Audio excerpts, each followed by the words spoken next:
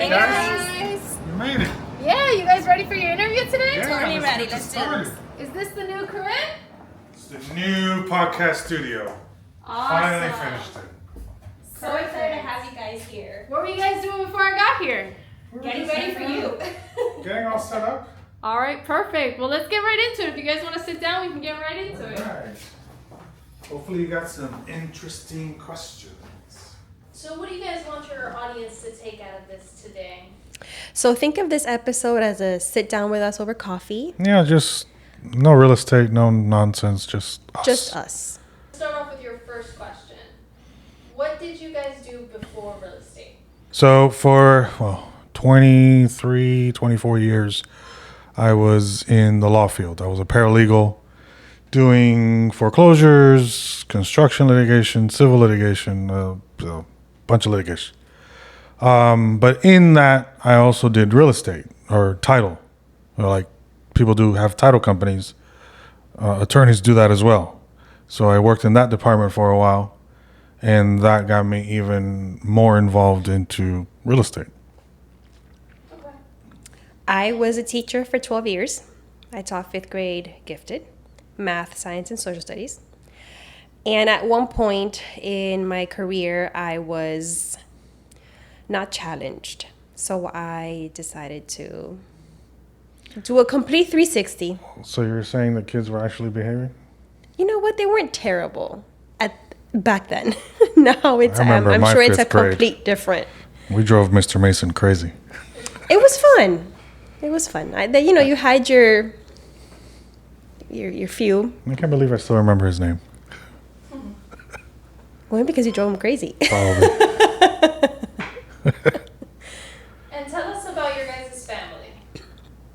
You go first. Okay, so I have 2 children, a boy and a girl. We have a dog who's 2 years old now.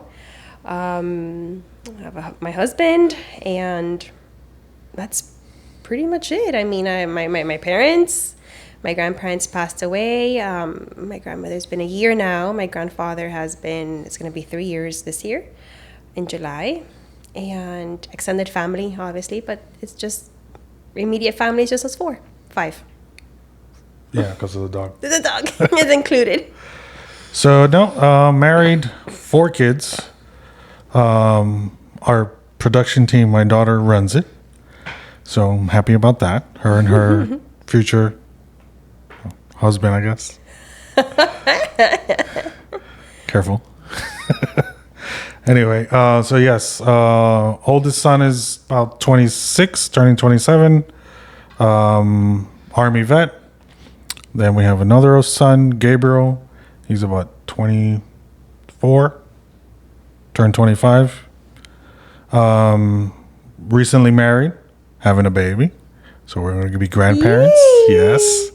It's exciting. That is it's like having a exciting. kid again. Yeah. Without the responsibility. I was just about to say that. It's amazing. Without the major, it's like, here you go. Yeah, drop them off, let them go. Then obviously Desi, our production team, 23, 24, 23. And then our little one, Katie, which is 12, going on 13, thinks she's 30. And then we also have 2 dogs, Doberman as well, and Lucy, whom I guess is a mix of pit bull and bulldog. And what does a normal day look outside of work for you guys? Like, Well, for me, it's taking the kids to school. I guess outside of work, I can't say work, right? So I drop off the kids. I go to the gym about 3 days a week. Just started doing that, being consistent, trying to be consistent. It's hard to go by yourself and keep your motivation. I go home, walk the dog, get some work done, pick up the kids from school, give them a snack, homework. My son recently started working, so I take him to work. He does golf. So it's just mom duties, dinner, homework. Anything around the house that has to get done, I guess. But your day is much more packed. there's a lot to do, I guess, as a mom, right? Well, I don't have little ones anymore, really. True. I mean, so I mean, even Katie, well, she did karate for a while. She finally got her black belt, so that stopped. Now it's just volleyball whenever we have a chance. But other than that, it's the office or, visiting clients, phone calls. It's pretty much work all around.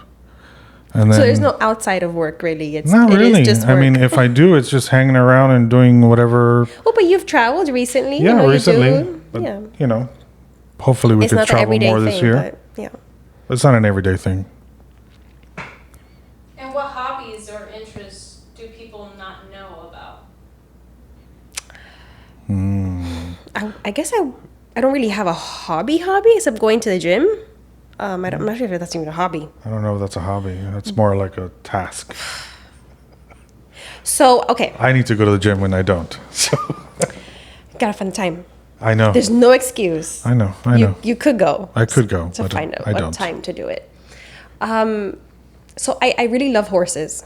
I do. I've always loved them. I just never had the opportunity to be around them. And recently I started acquiring more of a stronger feeling to want to be with them. And I guess I can say my hobby will be I want to start volunteering at a stable or do something with them. I just want to be near horses. I just all I want. I know they have just give me programs. horses. Yeah, they do have programs. And we had friends that were very much involved with horses. And I know they had a program where people can come visit, take Yeah. care of the horse. That's what I want, right? Yeah. Like I feel like they're just like a bigger version of our dog. Yeah, exactly. 5 times More bigger. expensive version. Well, much more expensive, but yeah. No hobbies. If I had a hobby, it would be obviously I'm a gun enthusiast, so it would be shooting ranges. But other than that, it's maybe sports events, but nothing. And I've Don't never really shot have a gun much before. time for family reunions or getting together with the family is really what we do. Okay. And what moment in your career impacted you the most emotionally for you guys?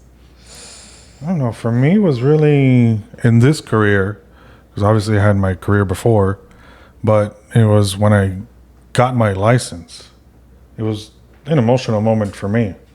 I had tried to get it when right out of high school. I guess I wasn't ready for it. I just didn't really care. And then, so it didn't happen. I was like, okay, whatever. Tried it again during college, only because I took the real estate class for my paralegal degree. And again, that didn't really matter.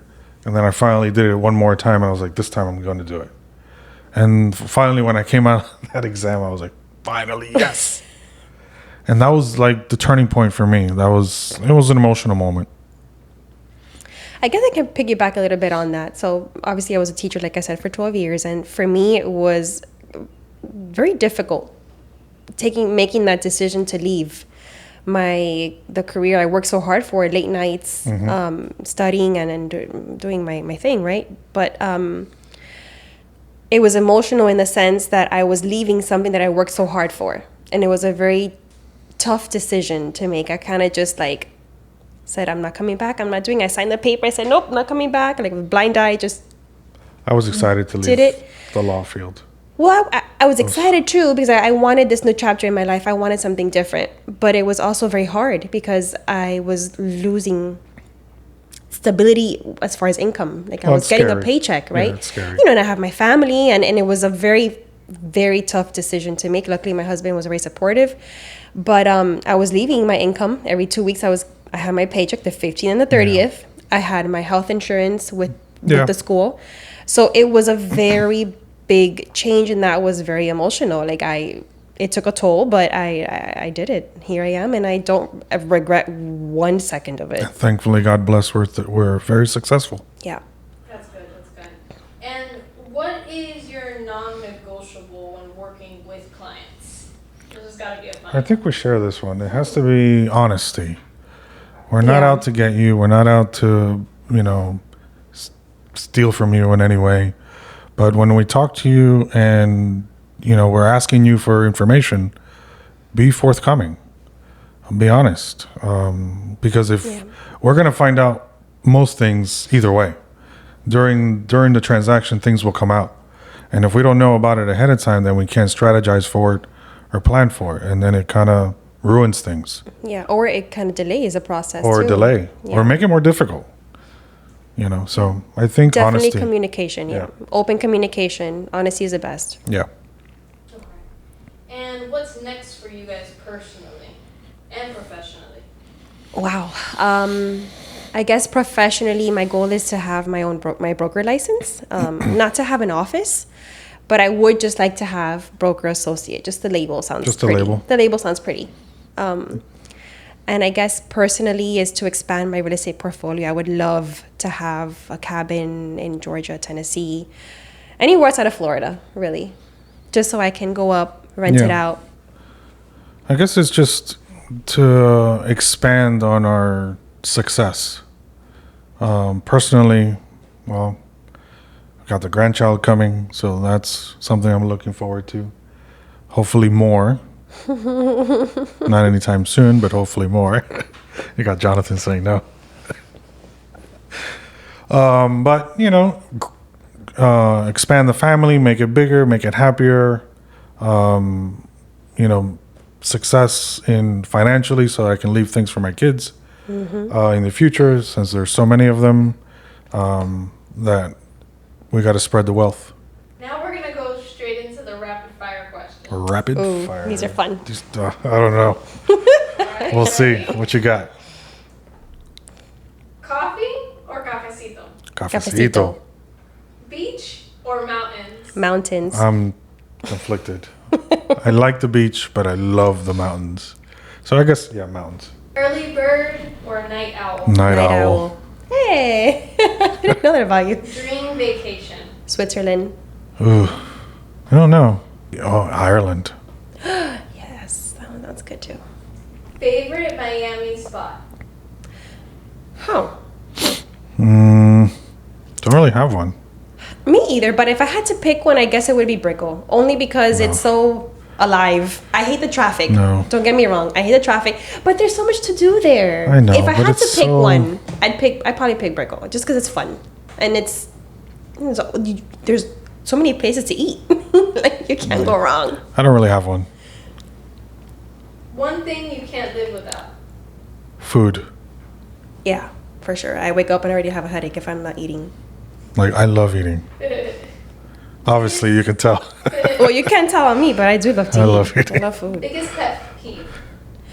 Oh my gosh, mine is leaving. I can't stand like the water running in the shower. So like my son takes forever to shower, Wow. and I'm like, I'm gonna turn off the water heater. You didn't hurry up. I don't.